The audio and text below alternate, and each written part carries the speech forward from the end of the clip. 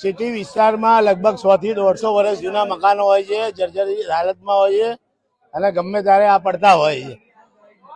આજે અહીં નવતારની પોળના અંદર અહીંયા કામ ચાલતું હતું અને આ મકાન જર્જરિત હાલત હોવાના કારણે એ મકાન પડ્યું. એમાંથી 3 લોકો, 2 લોકો દટાઈ ગયા હતા અને એક બીજા મજૂર હતા એ બાજુમાં હતા.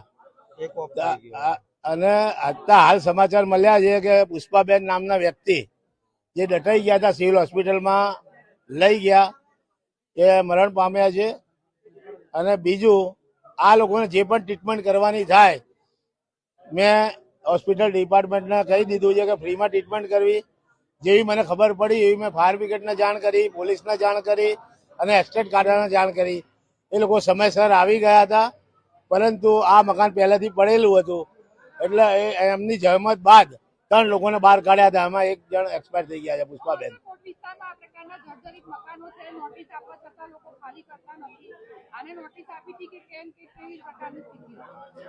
એ મારા ધ્યાન પર છે, નોટિસ આપી કે નહીં, પણ મોટા ભાગે કોટ વિસ્તારમાં બધા મકાનો જર્જરિત હાલતમાં હોય છે. મેં કમિશનર સાહેબને પણ આ અંગે રજૂઆત કરી છે અને જેને રિપેરિંગ કરવાનું હોય તેને મંજૂરી આપી દેવી જોઈએ.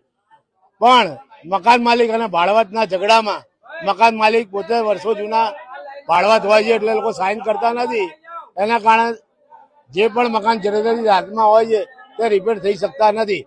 પરંતુ હાલ અમારા સંકલનની બેઠકમાં એવું નક્કી થયું કે મકાન માલિક અને ભાડવતનો ઝઘડો હોય અને મકાન માલિક પોતાના ખર્ચે આ રિપેર કરાવવા માંગતો હોય તો તેમને મંજૂરી આપવી જોઈએ.